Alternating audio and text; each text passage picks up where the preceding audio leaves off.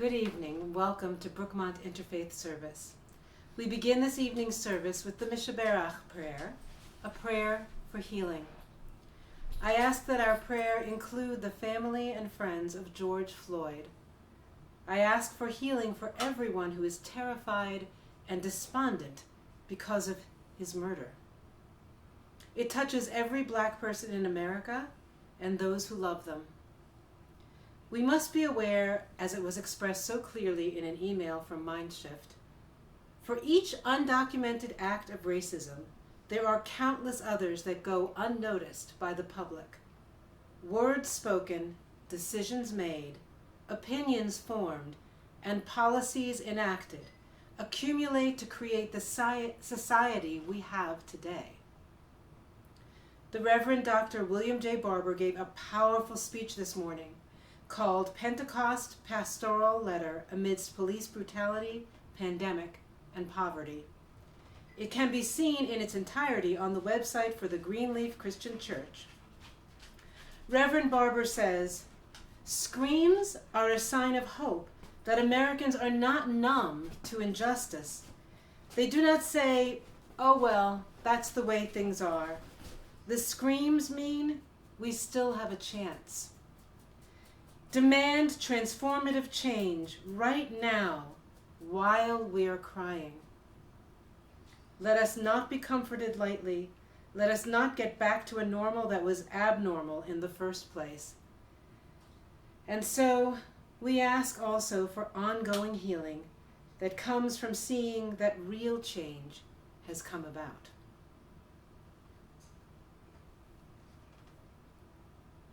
Please now also bring to mind those in your life that you wish to pray for as you sing or listen to this prayer for healing.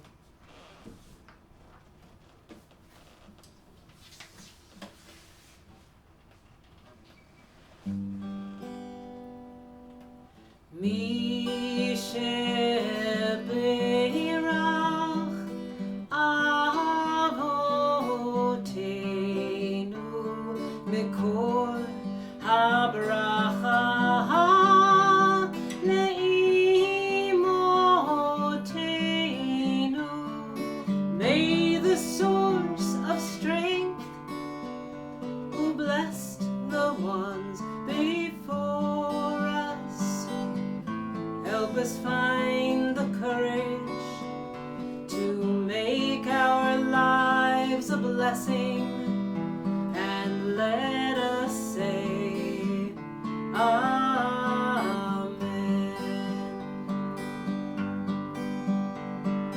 Misheberach imotenu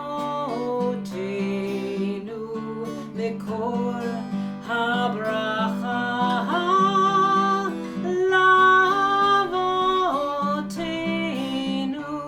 Bless those in need of healing with refuah shlema, the renewal of body, the renewal of spirit, and let us say Amen.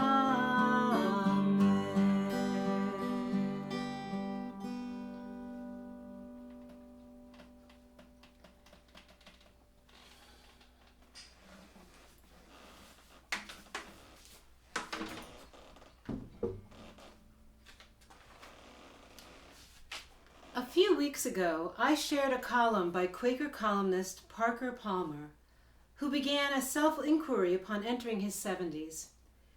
He began with a question he thought of as a good one. What do I want to let go of, and what do I want to hang on to? But then, with the help of friends, grew into what he could tell was a more open and generous question to guide him. It was, what do I want to let go of, and what do I want to give myself to? He says he feels that question has taken him to places where he has found new life, and he is grateful.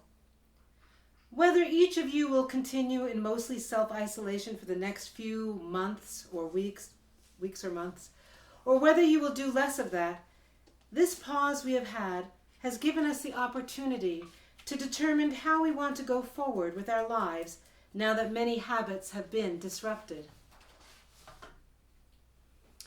So to begin, Krista Tippett, host of the On Being podcast, began her interview with Jacqueline Novogratz in this way. Today we're exploring the wisdom of Jacqueline Novogratz's work and writing. She was an early innovator in the field of microfinance in Rwanda and in financing investing that made impact for the good a priority in the United States and globally. The world keeps changing and moral reckonings are being driven to the surface of our life together. Who will we be to each other in our communities, our nations, our globalized world?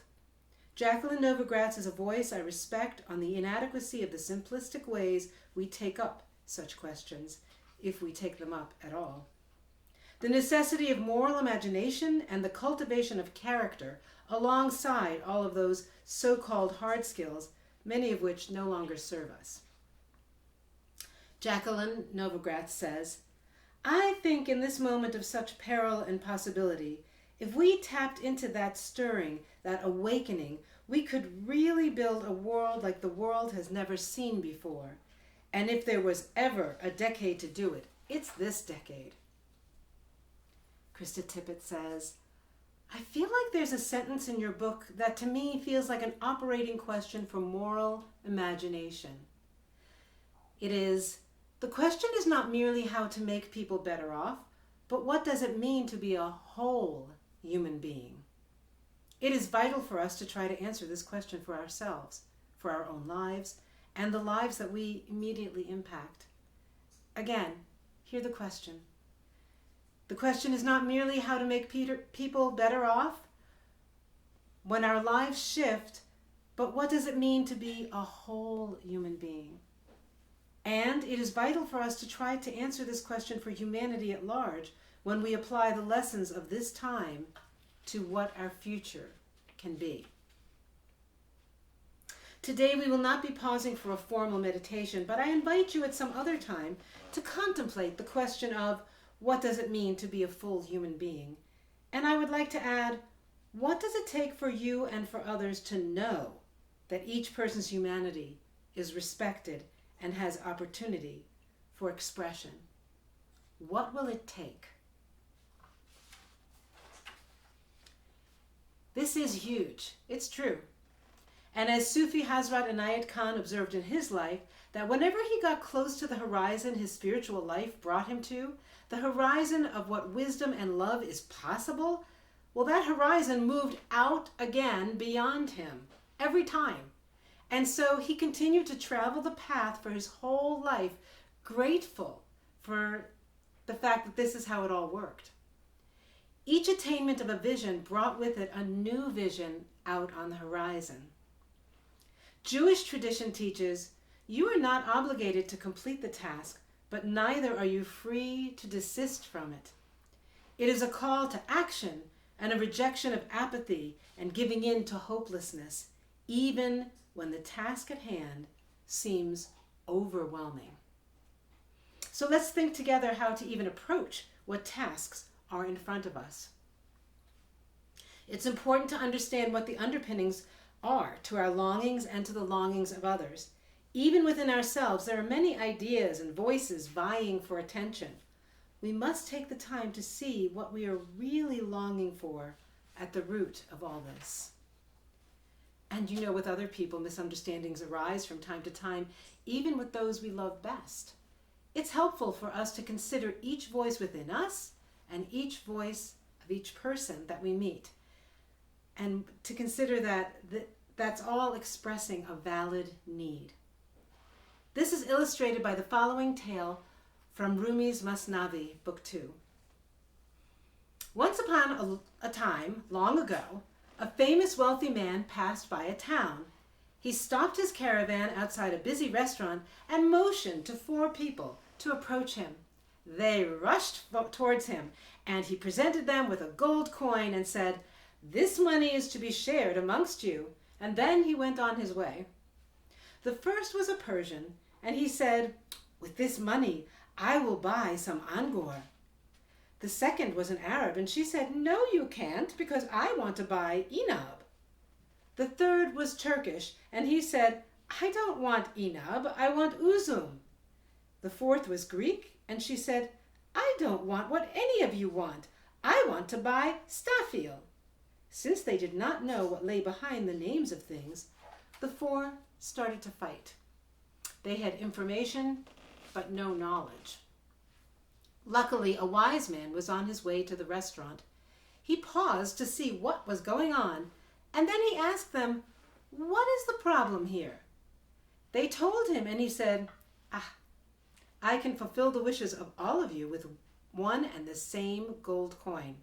If you honestly give me your trust, your one gold coin will become as four, and four at odds will become as one united."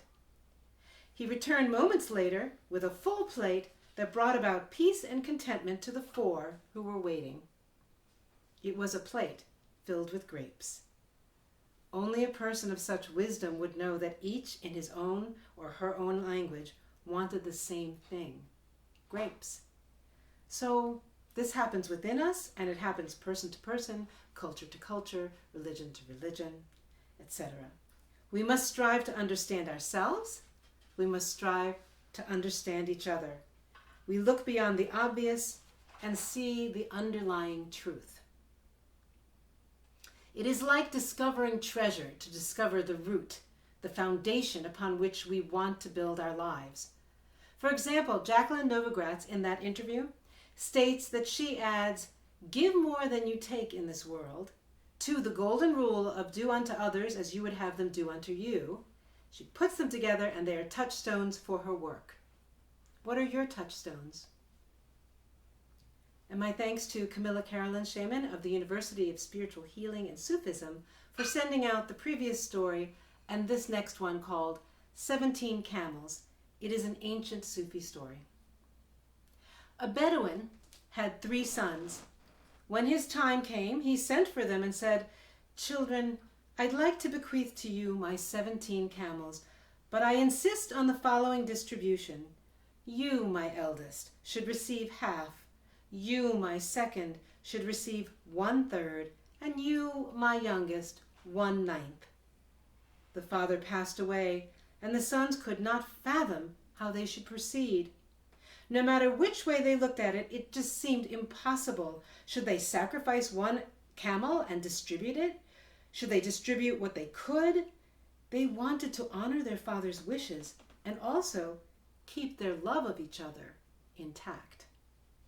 Suddenly they noticed an old Sufi man taking a rest with his camel under a palm tree. They went to him and asked him for advice. "Take my camel, then you'll have 18 camels and it will all work out," he said. And so it was. The eldest son received half of the 18, 9 camels, the middle 1/3, 6 camels, and the youngest 1/9 of the 18, 2 camels. Once the distribution was complete of 9, 6, and 2 camels, 1 camel remained. The old Sufi man took his camel and went on his way, smiling. This will also be required of us, to see things in new ways and not be rigid. The brothers, to their credit, recognized what the foundation was upon which the distribution would be made. It was to honor their father and to guard their love for each other. The Sufi elder helped them to see things in a new way and not be rigid and stuck. This too will be required of us as we construct what we want to give our lives to and what our obligations are to others. As Einstein is often wisely quoted as saying, "Problems cannot be solved with the same mindset that created them." We will have to think of new ways to approach life together. A new way can be uncomfortable, but really, maybe we were not so comfortable before. And being uncomfortable can be a hopeful state that we are on our way to a better horizon. We will need to engage our imaginations to bring about a new mindset, our moral imaginations.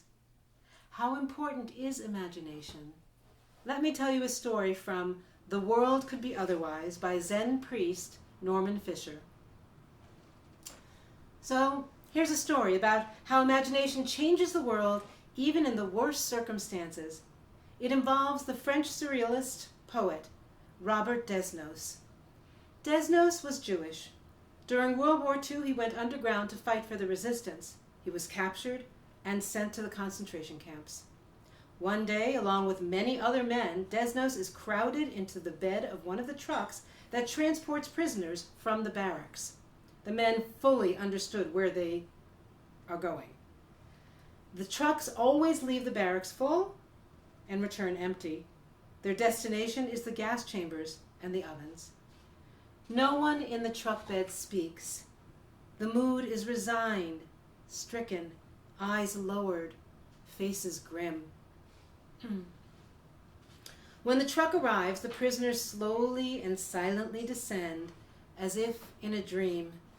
The guards, normally full of jokes and banter, fall silent, unable to avoid catching the prisoner's mood.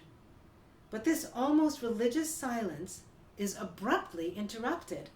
One of the men in the line of prisoners suddenly, with great animation, jumps up, pivots, grabs the hand of the man behind him. Astonishingly, his nose almost touching the man's hand, his body coiled tight with energy, he begins to read the man's palm. "I am so excited for you," he exclaims happily. "You are going to live a very long life. You're going to have 3 children, a beautiful wife, wealth. So fantastic, so wonderful." His excitement is contagious. First one man, then another, in shock and bewilderment, thrusts out his hand. Each one receives the same sort of prediction: long life, children, wealth, exciting career, beautiful surroundings, peace, happiness, success, joy unending. As Desnos reads palm after palm, the atmosphere of the moment, drop by drop at first, and then, as if in a sudden tidal wave, breaking all at once, completely transforms. The prisoners are smiling, laughing, clapping one another on the back, their burden lifted, their reality transformed. Even more astonishingly, the guards are also affected. Like the prisoners, they had been living a dark spell in which the marching of men to slaughter was a normal and acceptable everyday occurrence. But now, with this absurd and unprecedented event, this sudden and gratuitous evocation of an alternative reality, the spell is broken. The guards are disoriented, confused. The reality they had been living a moment ago has somehow suddenly been cast into doubt, all but shattered. They are no longer sure what is real and what is not. Perhaps their better natures, long suppressed in an effort to conform to the Nazi madness that defined their world, long numb to the grief, to the guilt, the horror, were stirred by Desnos's powerful commitment to his absurd, but perhaps not absurd, vision. Who knows? They are in any case so undone by the jolly scene in front of them that they no longer know what to do. They can't go through with the executions, so they march the prisoners back onto the truck bed and send them back to the barracks. Through this spontaneous exercise of imagination, precisely the sort of move Desnos constantly makes in his poetry, he and these men were saved from execution. Desnos survived the camps, but sadly did not survive the war. He died of typhus a few days after the liberation. Now, Norman Fisher continues on to say, "I have this story from poet Alan Bernheimer, a translator of Desnos, who got it from the writer Susan Griffin, who heard it from her friend Odette, herself a writer and a survivor of the Holocaust. When I first heard it, I was tremendously moved. But then I thought, is it true? Did it really happen? It sounds a bit too good to be true. I don't really know Susan Griffin, but I contacted her to ask. She said she believed it. Odette, Susan wrote me, didn't witness the event, but had heard of it from people who said they had witnessed it. For weeks I carried the story in my heart like a Zen koan, wondering about it, turning it over and over in my mind. One day, I had a realization. Of course this story is true. Definitely, absolutely, true. One way or another, it happened. The imagination is powerful. It creates its own self-validating truth strong enough to affect inner and outer transformation. When I say I am absolutely certain this story of Robert Desnos is true, I don't mean I am certain of it as an objectively verifiable occurrence. I mean that the story as a story is certainly true. I feel its truth, and it changes me because it expresses something essential about who we are as human beings. The imagination is powerful. It helps us to move beyond the habitual one-dimensional perspective of our outer perceptions and our fearful emotions. Imagination isn't an escape from reality. The truth is, all that is creative and ennobling in us ultimately sources in the imagination. To go beyond the possible to the impossible, we need to imagine it. And back to that interview. Novogratz says, "When I think of moral imagination, it is the humility to see the world as it is and the audacity to imagine what it could be. I think this time requires this of us. I want future generations to look back on us and say, look how hard they tried. Not, look at how blind they were." She continues, "And like flowers breaking through granite, I'm going to choose hope every time. And I frankly, despite all the dark, I remain a stubborn, persistent, hard-edged, hopeful optimist." And so I would like to offer you this blessing. It is called the Fourfold Franciscan Blessing. May God bless you with a restless discomfort about easy answers, half-truths, and superficial relationships, so that you may seek truth boldly and love deep within your heart. May God bless you with holy anger at injustice, oppression, and exploitation of people, so that you may tirelessly work for justice, freedom, and peace among all people. May God bless you with the gift of tears to shed with those who suffer from pain, rejection, starvation, or the loss of all they cherish, so that you may reach out your hand to comfort them and transform their pain into joy. And may God bless you with enough foolishness to believe that you really can make a difference in this world, so that you are able, with God's grace, to do what others claim cannot be done. Amen.